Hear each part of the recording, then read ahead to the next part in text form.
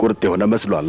የኢራን ጉዳይ የአሜሪካ ከፍተኛ ብሔራዊ ደህንነት ባለስልጣናትም ለዶናልድ ትራምፕ የአገሪቱ ጦር እስከ መጪው ቅዳሜ ድረስ ኢራን ላይ ሊፈጸሙ የሚችሉ ጥቃቶች ዝግጁ መሆናቸውን ማሳወቁን ሲቢኤስ ቴሌቪዥን ምንጮችን ጠቅሶ ባሰራጨው ዘገባ አመላክቷል። ዶናልድ ትራምፕ በኢራን ላይ ጥቃት መቼ ሊፈጸም እንደሚችል ከአማካሪዎቻቸው ጋር ተነጋግረዋል ነው የተባለው።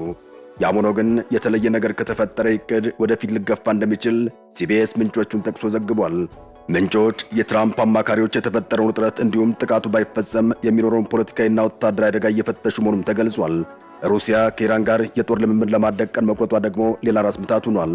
ከዚህ ባለፈም ሩሲያ ደብዙ በማለት ለኢራን ወግና በውጭ ጉዳይ ሚኒስትሯ በኩል ጥብቅ ማስጠንቀቂያን አስተላልፋለች። ነገሩም እየተጋጋለና ከድጡ ወደ ማጡ እየሄደ ይመስላል።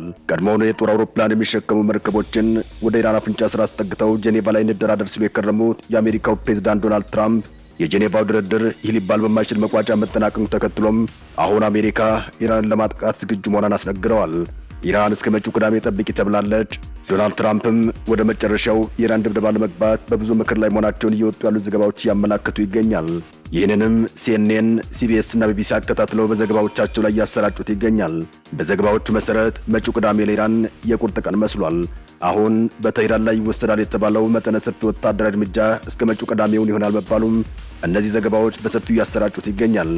ጀቶችን፣ የተነጣጠሩ ሚሳኤሎችን፣ ተተኳሾችን፣ ራዳሮችንና ሌሎች በርካታ ወታደራዊ ቁሳቁሶችን የያዙ ግዙፍ የአሜሪካ የጦር መርከቦች ላይ የሚገኙ የአሜሪካ የጦር አዛዦች የሚጠባበቁት የዶናልድ ትራምፕን ጀምሮ አይነት ቀጭን ትዕዛዝ ብቻ ይሆናል።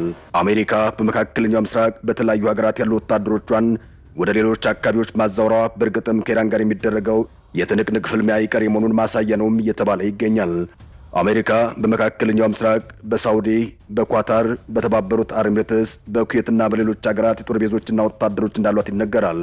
ኢራን በአሜሪካ በኩል ጥቃት ከተሰነዘረባት በምትወስደው አጸፋዊ ምላሽ በዚያው በመካከለኛው ምስራቅ ያሉ የአሜሪካ ወታደራዊ ቤዞችን እንደምታጠቃ አስቀድማ አስታውቃለች። እንደሚታወቀው ከወራት በፊት ከእስራኤል ጋር በነበረው የ12 ቀናት ጦርነት የሚሳኤሎችና የአየር ኃይል ፍልሚያ አሜሪካ መሃል ላይ ከእስራኤል ጎን ቆማ በመደረቧም ኢራን በኳታር የሚገኘውን የአሜሪካ ወታደራዊ ቤዝ ያጠቃችበት ሁኔታ ነበር። አሜሪካ ለኢራን እጅጉ የራቀች ሀገር መሆኗን ተከትሎም አጸፋዊ ምላሹ አሜሪካን የሚመለከት አይደለም። ሆኖም ኢራን በመካከለኛው ምስራቅ በሚገኙ የእስራኤል ጥቅሞች ላይ ጥቃትን ለመሰንዘር ብለውም የዓለማችንን የነዳጅ ሀብት የሚተላለፍበትን ግዙፍ የባህር ወሽመጥ ለመዝጋት አቅዳለችም ነው እየተባለ የሚገኘው። የሚሆን ከሆነም የዓለም የነዳጅ ዋጋ በከፍተኛ ደረጃ በመስፈንጠር ሊያስከትል የሚችለውን ዓለም አቀፍ ኢኮኖሚያዊ ቀውስም ቀላል አይሆንም። አሜሪካ ወደ ኢራን ቀጠና በርካታ የጦር አውሮፕላኖችን፣ ሚሳኤሎችንና ተተኳሾችን የጫኑ ሁለት መርከቦችን ማስጠጋቷን ተከትሎም የኢራን የባህር ኃይል የዓለም 20 በመቶ የነዳጅ ሀብት የሚጓጓዝበትን የሆርሙዝ ወሽመጥን ወታደራዊ ልምምድ ውስጥ መግባቱ ባለፈው ሳምንት የገለጸበት ሁኔታ ታይቷል። የጦር ጀቶችን የምትሸከመው የዩኤስኤስ አብርሃም ሊንከን መርከብ በአሁኑ ሰዓት የምትገኘው እዚያው ኢራን አፍንጫ ስር ነው እየተባለ ይገኛል። የመረጃ ምንጭ የሆነው አዣንስ ፍራንስ ፕሬስ እንዳመላክተው ከሆነ ኢራን በዚህ የባህር ወሽመጥ ላይ የባህር ኃይል ልምምድን እያካሄደች የምትገኘው የአገሪቱ አስኳላ የሚባለው አብዮታዊ ዘብ ነው።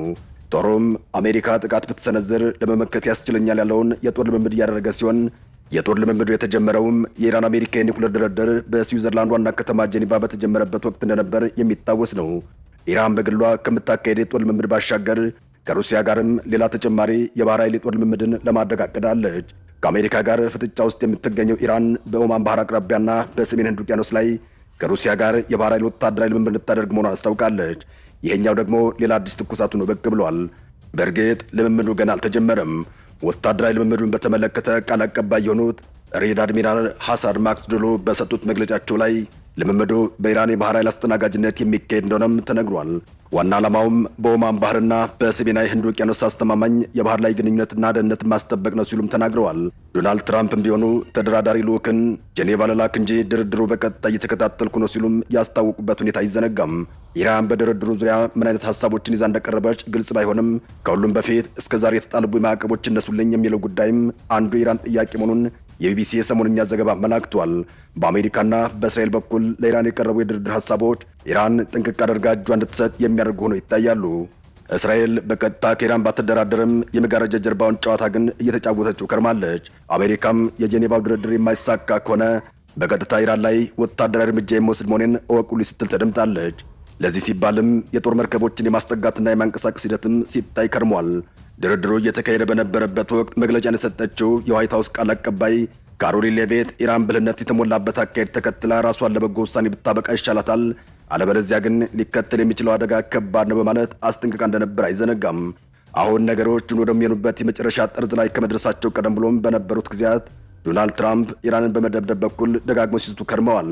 አሁን ላይ ዛቻቸው እሁን ሊሆን የሚችልበት የመጨረሻው ጫፍ ላይ መድረሱን እየወጡ ያሉ ዘገባዎች በግልጽ ያመላክቱ ይገኛል። ጦርነቱ ከተጀመረ ለቀጠና ይተርፋል በማለት ለትራምፕ ዛቻ ምላሽ ሰጥ የከረመችው ኢራንም አሁን ደግሞ ለማንኛውም በሚል ከዓለም የነዳጅ ምርት ውስጥ 20 በመቶ የሚተላለፍበት የሆርሙዝ የባህር ወሽመጥ ላይ ሰፊ የሆነን የአብዮታዊ ዘብ የጦር ልምምድ እያደረገች ይገኛል።